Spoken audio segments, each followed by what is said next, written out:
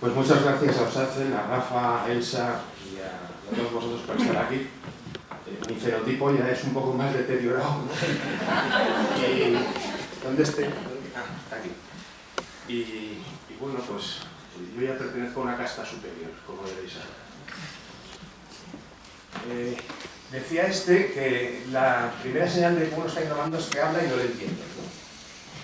Yo os aseguro que si no me entendéis no es porque no venga, es porque me he explicado mal. Así que si no me entendéis me paráis y lo explico todo. Estamos en un contexto en el que ha ocurrido una cosa que en 50 años no ha pasado. Y 50 años son los que hay desde que empezó la Primera Guerra Mundial hasta que los Beatles triunfaron en Estados Unidos. El gasto sanitario no ha hecho otra cosa que crecer desde el año 60 que tenemos datos, y desde el 95 también, y en el 2010, 50 años después, baja por primera vez. Eso no había pasado nunca. Baja por primera vez en el 10, en el 11, en el 12, en el 13, en el 14 también. Los datos del 14 son de presupuestos iniciales, luego no sabemos ahí el recorte en dónde se ha metido, pero entre el 10 y el 13 se recortaron 7.600 millones de euros y poco más de 6.000 millones venían de lo que es gasto de personal y gasto de farmacia de la gente. El 80% de lo que se recortó. Tanto es así que la curva de arriba es el gasto de personal más de farmacia de receta y lo de abajo es el resto. Mientras que lo de arriba bajaba en el 10, en el 11, en el 12, el resto todavía subía. Solo bajó en el 13 porque ya era descarado. Dice la Wikipedia que precariedad es la situación que viven las personas trabajadoras que por razones diversas sufren procesos que conllevan inseguridad, incertidumbre, falta de garantía en las condiciones de trabajo, más allá de lo normal. Luego, por lo visto, hay una precariedad normal, según la Wikipedia. ¿Vosotros diríais que este es precario? Lleva casi 20 años en el mismo cupo, con los mismos pacientes. Pues, según algunos, como renueva el contrato cada 6 meses, es un precario. Si trabajas en negro, si encadenas contratos a tiempo parcial, si eres becario y no cotizas, si no tienes posibilidad de organizarte junto a otros, si cada día trabajas más, ganas menos y en peores condiciones, eres un precario. Pues dentro de esa definición, hasta yo soy un precario.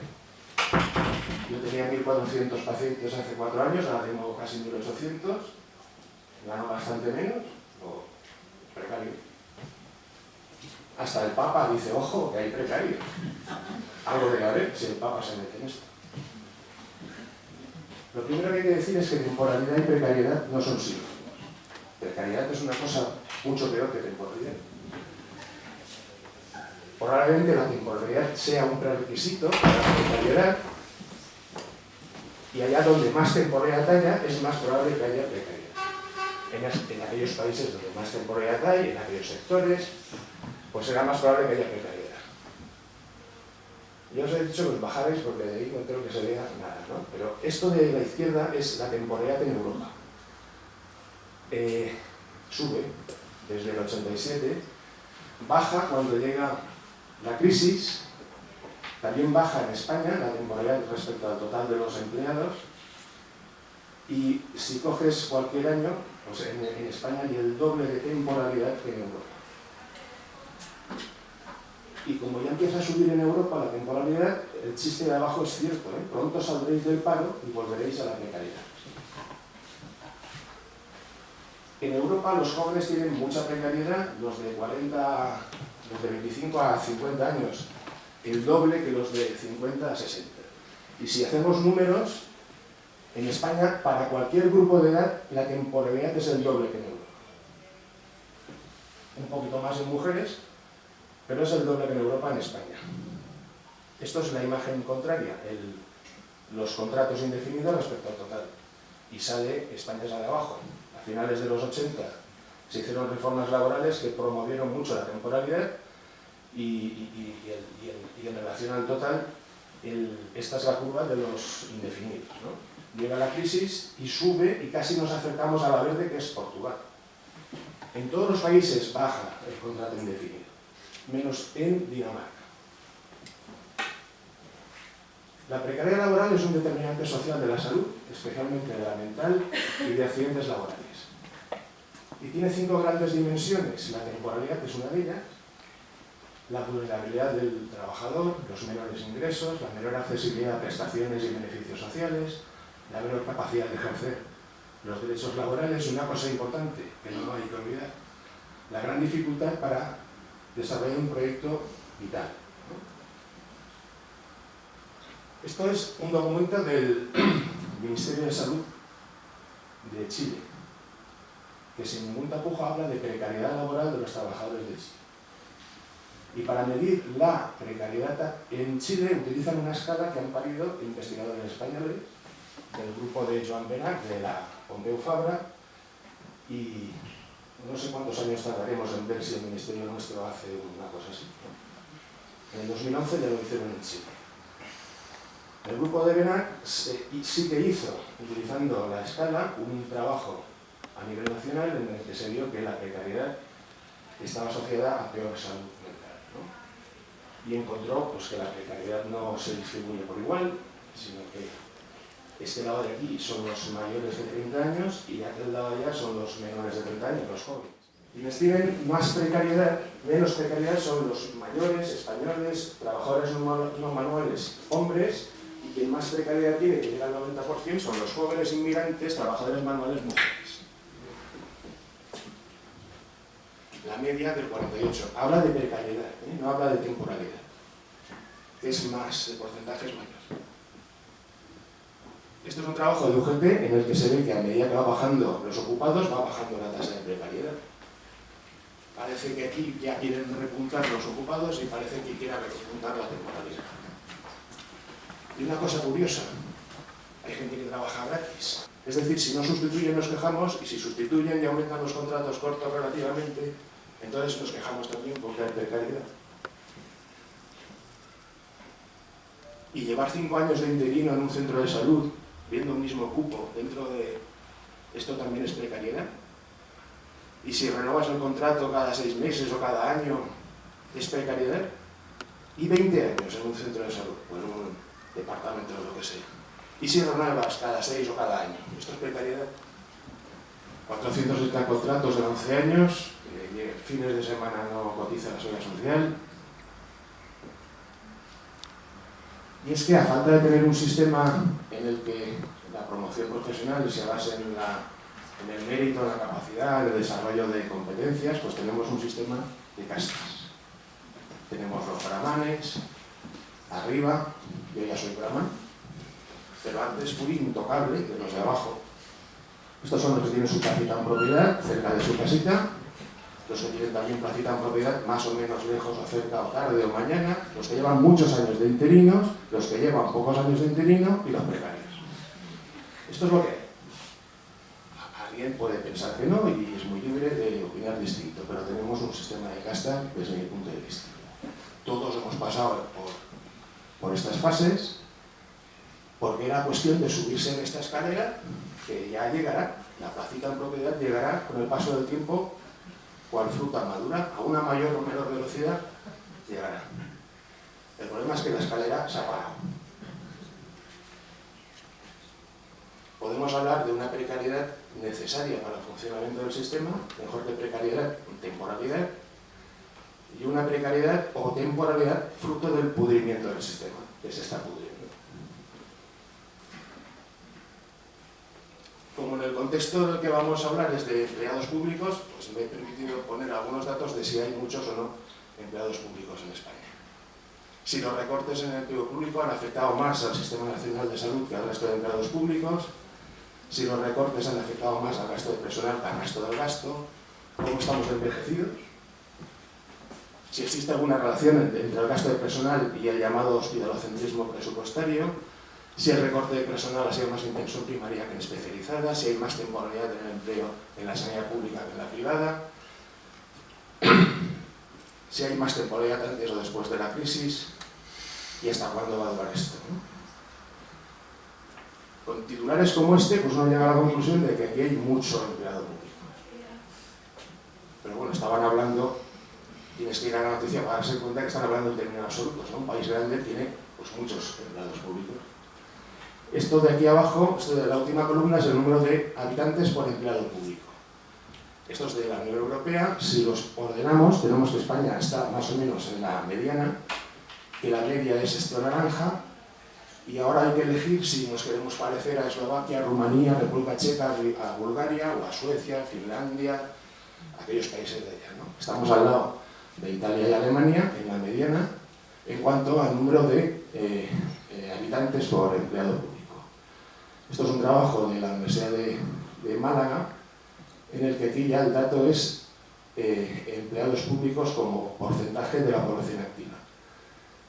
Antes no salía Noruega porque no estaba en la Unión Europea, tampoco salía Islandia porque entonces no estaba, pero Noruega tiene un 32% de población activa que es empleado público.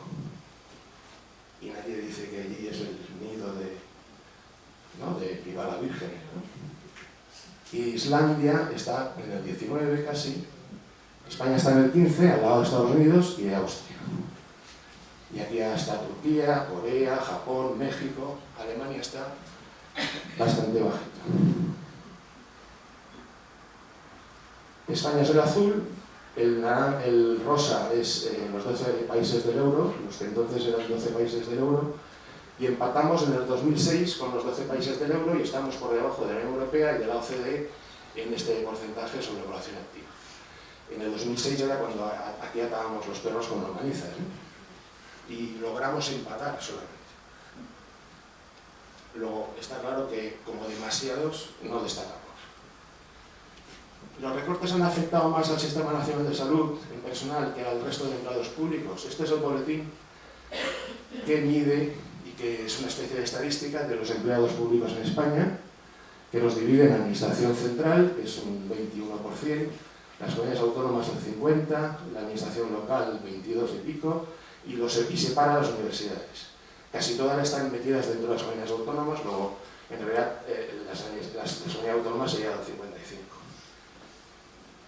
En enero de 2015 habla de 2,5 millones de empleados públicos. Nosotros estamos aquí, instituciones sanitarias del Sistema Nacional de Salud, casi el 19%. En el 2015 estamos al nivel, después del recorte, esto es un número de empleados públicos, prácticamente de enero del 2006. Aquí están los datos de todos. El pico en el Sistema Nacional de Salud se alcanza en el 2012 con 500.000 de personas y el pico en el total con 2.700.000 en el 10. Abajo he puesto el porcentaje, veis que va creciendo y el incremento total en empleados públicos ha sido de 241.000, de los cuales nos hemos comido en el Sistema Nacional de Salud el 44%. Ya con este dato ya tenemos claro que no nos han tratado peor que a los demás. El 44% del incremento habido desde el 2002 al 2005 ha ido al Sistema Nacional de Salud. Y ahí está. El azul es todos los empleados públicos. Si ponemos el marcador a cero en el 2002, el rojo es los efectivos de las comunidades autónomas, y ahí estamos nosotros dentro, y el verde somos nosotros. ¿Qué pasó en el 2005 para que subiera esto? ¿Os acordáis qué pasó ahí?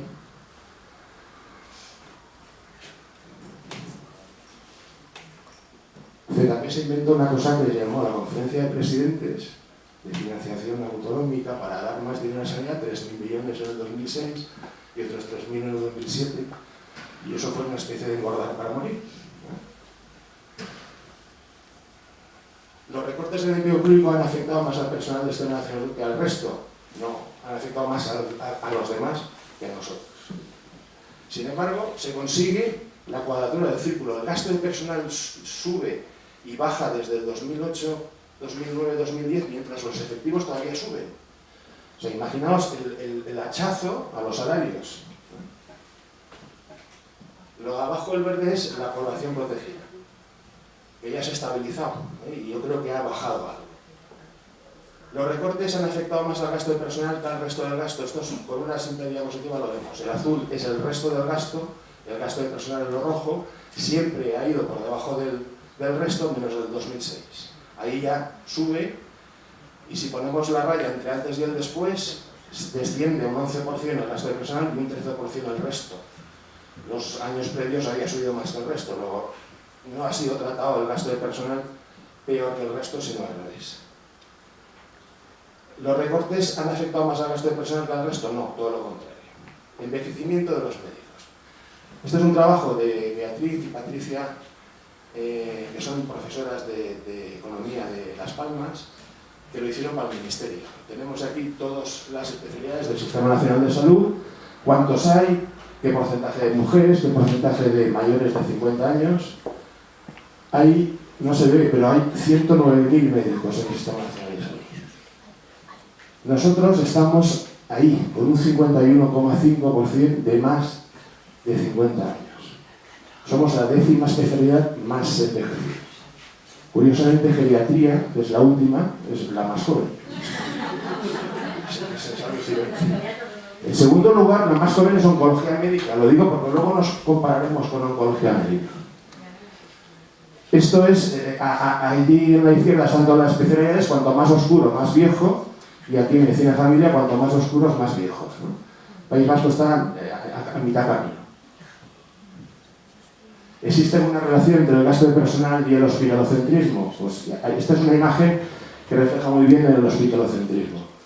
El crecimiento del gasto hospitalario, y especializada es el azul, el de primaria es el rojo, crecieron por igual los primeros años y desde ahí cada vez se ha ensanchado más el carril y lo que ha pasado con la crisis es brutal. Ha aumentado casi un 40% más el crecimiento, el gasto de especializada que el de primaria, y esto es una buena relación. Por cada euro que se gasta en primaria se gastan 4 en especializada, en el promedio del 95 al 2013. Pero eso no ha sido constante, ha ido creciendo, especialmente a partir de 2006, la relación. Esto es el gasto de atención especializada partido por el de primaria, y esto es el gasto de personal en especializada partido por el de primaria, también crece. Luego, el mayor crecimiento del gasto de atención especializada no solamente es por la tecnología, el gasto de farmacia, también es porque se mete más personal. Crecimiento del gasto de personal en atención especializada, el azul, y el rojo, el de primaria. Desde que hay datos, desde más para atrás no lo podemos saber. Crece más el de especializada antes de la crisis, y cuando viene la crisis decrece más el de primaria, ¿no? O sea, casi podemos decir que ni contigo ni sin ti. Los de sanidad, que son los verdes, fueron los que menos se redujeron, tanto los indefinidos como los temporales, y sobre los que más tarde se actuó. Es decir, respecto a los demás, nos han tratado mejor. El 40% de... Ahí estaba, no es un 80, es un 40. Sí, es un 80. El 80% de los empleados de comunidades autónomas son educación y sanidad. Esto es lo que pasó con ese 80%, con los empleados de las comunidades autónomas, que también se reducen más los temporales, y en el 13 las vacantes que no se sustituyen, ¿no? Este es un trabajo de comisiones en el que mide el empleo en las actividades sanitarias, y se ve que la temporalidad, fijaos en el 2002, la temporalidad en la sanidad pública y en la privada era idéntica, 27%. Crece en la pública, pero en la sanidad privada disminuye la temporalidad. Y está en el 18, en el 2014. 10 puntos por debajo que en la pública. Esto es separando entre hombres y mujeres, no hay mucha diferencia, 1 punto en la pública, 2 puntos en la privada. Esta reducción que hay en la sanidad privada, uno podría decir, bueno, pues será porque ha aumentado más el paro en la sanidad privada y eso ha conllevado una reducción de la temporalidad. Será por eso. Cuando uno ve los datos, no, el empleo en la sanidad privada, que es el rojo, no se ha reducido. En todo caso, se ha reducido algo más el empleo de la sanidad pública, ¿no? Luego, no es porque han sabido mantener menor temporalidad. Y eso que lo consiga la empresa privada y no lo consiga la pública tiene sus bemoles. Para cualquier grupo de edad, arriba la pública, abajo la privada, entre los 25 y los 34 años, que es cuando acabamos la residencia, uno se quiere casar, tener hijos, comprar una casa o no comprar, ahí la temporalidad es casi 3 veces más en la pública que en la privada.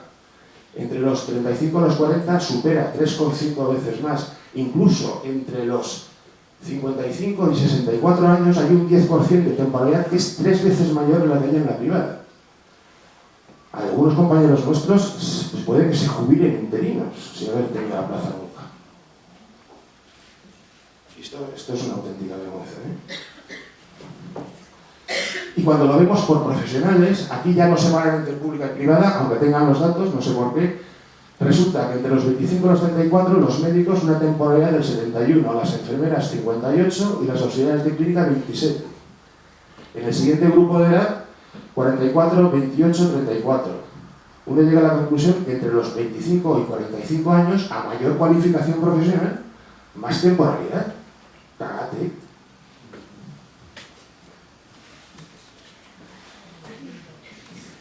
¿Hay más temporalidad de empleo en la sanidad pública que en la privada? Sí, para cualquier grupo de edad. ¿Hay más temporalidad de empleo en la pública desde el inicio de la crisis que antes de la misma? No. Entonces, ¿qué estamos aquí hablando? ¿Para qué estamos aquí? Pues porque la escalera se ha parado. El problema es ese. Los médicos denuncian que hay un 41,6% de precariedad, ¿no? La OMC, la famosa encuesta esta que han hecho.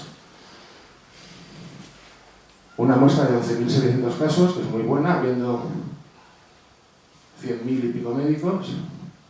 Estos son los que no tienen plaza y los que ellos consideran precariedad es el cuadro azul, donde hay contratos menores de 6 meses, contrato a tiempo parcial, contrato de guardias, interinidad por sustitución de bajas, contrato a tiempo parcial de 50, obra y servicio. Bueno, pues todo eso lo han engolpado como precariedad. Alguno habrá haciendo un contrato a tiempo parcial que quiere, ¿no? Y si hay interinos sustituyendo a bajas del titular, pues eso es lo que queremos, que lo sustituyan. De todos modos, asumiendo que todo eso sea precariedad, es un 12% de los 11.000 y todavía estamos mejor que el que menos precariedad tiene, según la encuesta, según el trabajo de verano.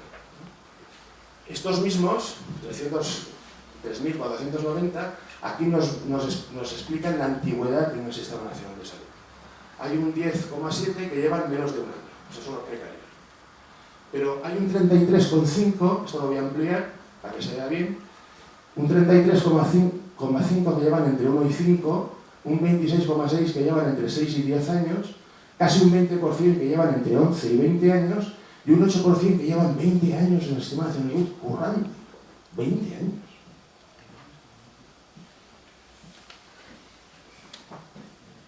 Estos son los que tienen plaza. Por debajo de los 40 años, que es el cuadrito azul, solo hay un 8%. Todos los demás tienen más de 40.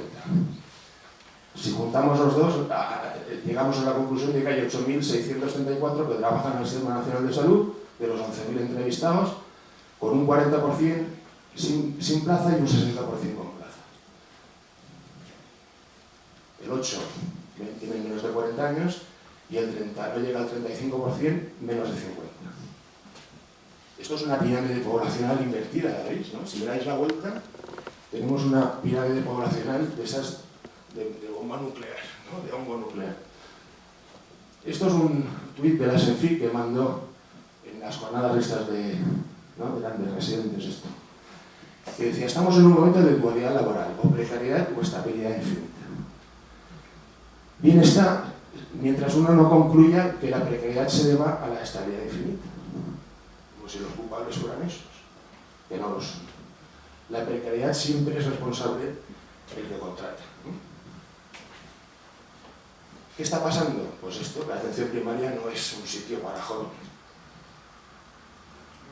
Esto es lo que pasa en una unidad docente de Gallega, que estudiaron donde terminaron sus residentes que formaron durante los últimos años. De los 160 que formaron, solo 60 están en centros de salud, los demás están en urgencias de diverso tipo. Algunos hasta en la docencia, otros son inspectores. 60 de 160. Al principio el 89% de los que formaban pues iban al centro de salud, en el 2007 solo uno. Probablemente si seguimos habrán ceros. Lo que pasa es que estudiaron hasta el 2007 y esto lo que nos dice es que hay un bloqueo en la entrada. No es que la gente no quiera ir al centro de salud, nos forman para ir al centro de salud, pero es que no hay sitio. Está ocupado, están las entradas agotadas, todo el aforo completo. La especialidad ya ha ocupado todo lo que es posible ocupar en el centro de salud, ya se acabó la reforma, los cupos no van a bajar de 1.375, porque ya sería peligroso para los pacientes. Entonces se han agotado. Es como si esto estuviera lleno y no puede entrar nadie porque no sabe nadie. Esta es la pirámide poblacional nuestra, también el trabajo de Beatriz. Arriba está muy estrechito, de 65 más no hay nadie. Abajo, de menos de 30 años, también es muy estrecho en relación a la barra gorda, que tiene ahí 16.000 médicos, que son los que dentro de nada van a empezar a jubilarse. Esto es muy estrecho, bloqueo de entrada porque no sabe nadie, no se jubila nadie. Estas dos barras son importantes. Vamos a ver qué pasa con otras especialidades en esas dos barras. Porque la de abajo se supone que es el relevo de la de arriba. Esta la he puesto porque es la segunda más joven de todas las que hemos visto. No, los autores no tenían datos para construir pirámides de todas las especialidades. De la más joven, que es geriatría, no tenían datos. Entonces esta es la segunda más joven, veis que es lo contrario del nuestro. Los oncólogos son muy jóvenes. Y además, aunque se jubilen pocos, como quieren más oncólogos, entran por abajo. Nosotros no, es lo contrario. Fijaos con otras pirámides. Pediatría, que sería lo más próximo a nosotros, se jubilan, por arriba hay jubilaciones, por abajo hay todavía gente que entra. Urgencias, a partir de los 59, allí no quiere estar nadie. Los anestesistas, dentro de nada, nos van a anestesiar para quitar una espinilla, fijaos los que hay. Ginecología, medicina interna está bloqueado, aunque se jubilen, porque otras especialidades están comiendo terreno. También está bloqueado cardiología, curiosamente, a pesar de que se están jubilando, pero fijaos, son las tres barras de cardiología. Son las tres iguales, incluso la de abajo es casi mayor que la de arriba. Esta es la nuestra. Bloqueo de entrada, porque no se jubila de momento nadie. Estos son los primeros médicos de familia, que nada más terminan, hicieron una huelga. Tenían otra cosa que hacer, no había centros de salud. Se metieron en el Colegio de Médicos de Madrid, pusieron esta pancarta y dijeron: oiga, construyan centros de salud, que no tenemos dónde ir. Estos eran los conocidos como los barbudos de Alma Ata, ¿no? Ahí los tenéis. No habían apenas mujeres. Esto es del blog de Javier Segura, que hizo este es él, ¿no? Hizo la especialidad, ahora cambió, hizo salud pública, está en Madrid. Pero barbudos, bigotudos y pocas mujeres. Estos, el que menos tiene 61 años, el que menos. Si uno hace cálculos, ahora el que menos tiene eso. Y esos están ahí, entre los 60 y los 64 años. Los datos son del 2009, estamos sobre 16. Dentro de 3 años, toda la barra esta de aquí va a estar arriba. ¿Sabéis eso lo que es? Eso más o menos será dentro de 3 años. La barra esa ahí. Y empezarán a haber jubilaciones a chorro. No sabrán dónde buscar médicos para ponerlos. O sea que hay caducidad para la precariedad. Igual que el focal se va a acabar, la precariedad también se va a acabar. Y aquí ya hemos visto que estamos en un color intermedio. Aquí va a empezar antes. De hecho, esto lo vi el otro día, que 1 de cada 4 médicos vascos está a punto de decir adiós